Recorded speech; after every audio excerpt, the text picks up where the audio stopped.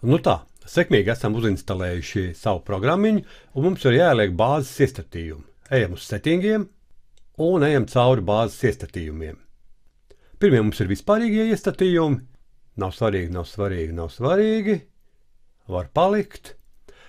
Šeit mums ir atsevišķi ķeksīši, kurus mēs varētu ielikt, pieņemsim, ja es veiktu tiešraidi. Es negribētu tādu momentu, ka es varu nejauši nospiest kādu pogu, man uzreiz nostrādāt tur tiešraides pārtraukums. Es ieliktu, ka man ir divpakāpju tātad atteikums, viņš parādītu, vai tiešām jūs to gribat, un tad viss notiktu. Bet tā kā es taisos rakstīt pagaidām tikai ierakstu, man tas nav svarīgi, un es šeit šos ķeksīšus nelieku. Līdz ar to vispārīgojas man vairs nav.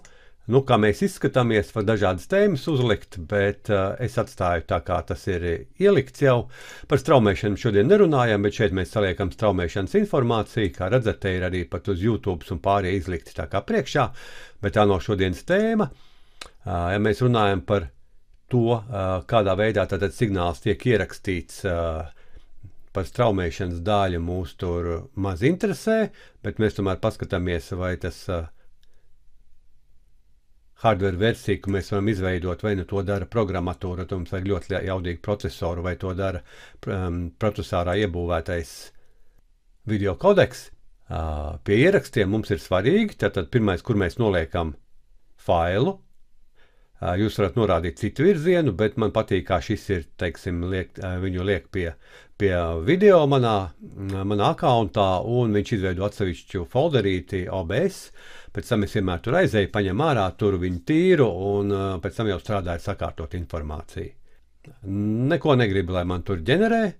Atkarībā no tā, kāds jums ir disks un cik ātrs ir disks, šeit jums ir iespēja izvēlēties lielāku vai mazāku fails to izmēru. Nu, es teiktu, ja mēs strādājam tīri ierakstot kā mācību saturu, mēs varam likt high quality medium file size. Tas būs pilnīgi pietiekami. Man ir liels disks un liels ātrums, es atstāju šo pēc noklusējuma. Ierakst formāts. Šis ir svarīgs. Tātad, ja jūs rakstīsiet pa mazām īsām lekcijām, varat likt MPEG-4, jo katru reizi, ka jums vai nu uzkārsies programma vai noraustīsies elektrība un pārstartēsies dators, jūs pazaudēsiet visu, ko esat ierunājuši. Ja jūs uzliksiet šo matroška video, tad, ja jums uzkārsies programma, viss, ko jūs būsiet norunājis, paliks. Ja jūs veicat tur stundu garu, tiešraidi vai kaut kādu tur apmācību kursu, ko jūs lasat tur uzreiz stundas garumā, nevis taisat lekcijas, liekam šo. Es taisos taisīt īsas lekcijas, es atstāju MPEG-4, lai man būtu maksimāli vienkārši viss. Video encoderis, arī es saku, ka izmantošu procesorā iebūvēto grafisko pātrinātāju. Ja jums tāds nav, tad jums ir dažāda veida tur piedāvājumi no programmatūras, bet tad jums jāskatās lejā, kas notiek ar procesoru, vai viņš neiet tur 100% un tur viņam nav pašvaku. Bet, ja jums ir moderns dators, viss ir kārtībā. Uzliekam grafisko pātrinātāju un tad tur pavisam maz noslodzīti. Audio kodeks AAC atstājam kā ir, tas viss ir pareizi, un tālāk neko nemainam. Tātad, kas mums ir jāatcerās, šeit mums ir divas izvēles, vai nu matroška video, ja mēs rakstam lielus failus un mums viņi var uzkārties, vai MPEG-4, ja mēs rakstam īsus failus. Attiecībā par audio šo te sampling reitu atstājam kā ir, diskretizācijas frekvenci kanāls stereo. Ja es gribu rādīt video no datora, tad es šo te enabloju. Ja es gribu runāt tikai savu runu pa virsu un lasīt lekciju, tad es viņu disabloju, lai man papildus nekāda trokšņa no datora un notifikācijas mums tur netraucē. Man ir viens mikrofons ārējais, mono mikrofons, te man ir iespēja dažādā veidā viņus izvēlēties, un es izvēlos to, kurš man ir. Tātad šo te analogo, man ir ārējā skaņas karte, es izvēlos šo te Focusrite USB audio. OBS studija atļauj pieslēgt vairākus mikrofonus, jūs pat varat taisīt tur tādu konferencīti vai dialogu vai vai tiešām tādu studijas ierakstu ar vairākām kamerām, viss tas ir iespējams, un tad mums ir vairāk mikrofoni, un tad mēs viņus arī tur enablojam un pēc tam miksējam tur tajā te konsolītē lejā, kā tas ir.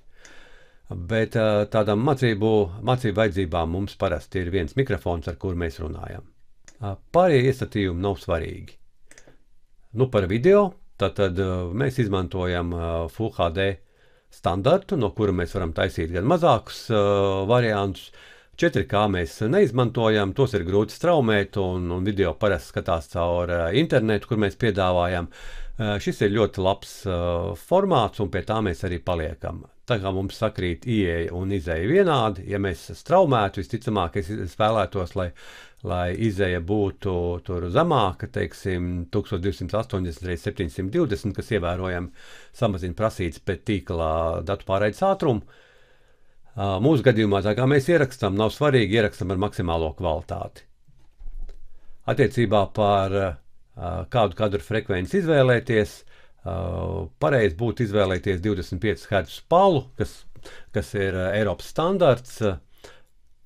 Mēs varam izvēlēties arī šo te 50 Hz palu sistēmu, faili būs divreiz lielāki. Ja jūs gribat tur augstu kvalitāti un visu pārējo, mēs varam salikt agresīvāk šos iestatījumus, bet uzskatām, ka mums dators ir pietiekami tur viduvējs, un mēs neko šeit neforsējam. Mums ir iespēja jau tā profesionālāk strādājot vai diviem strādājot, salikt virkni dažāda veida izceļus, kas ievērojami var atvieglot mūsu darbību. Nu, šajā te sākuma stadijā nekādus tur izceļus neliksim, trenējamies, un kad jau būsim profesionāļi, tad saliksim visus izceļus. Pieejamība nav svarīga, un šos te mēs pagaidām tur neaiztiekam.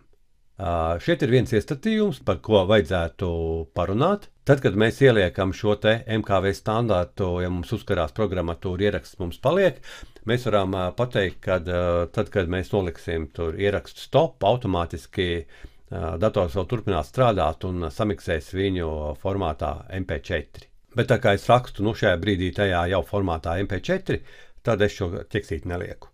Nu, tātad mēs esam nokonfigurējuši, liekam apply un OK, un drošības pēc varam pārbaudīt, kas mums settingos vai viss ir ierakstījies. Tātad apskatāmies, ģenerāli mums ir, ķeksīši nav salikušies, outputs izējā viss ir palicis, kā mēs runājam, MP4 ir šeit, grafiskais pātrinātājs, pie audio mums ir stereo, jā, ir man pareizais, jā, viss ir pareizi.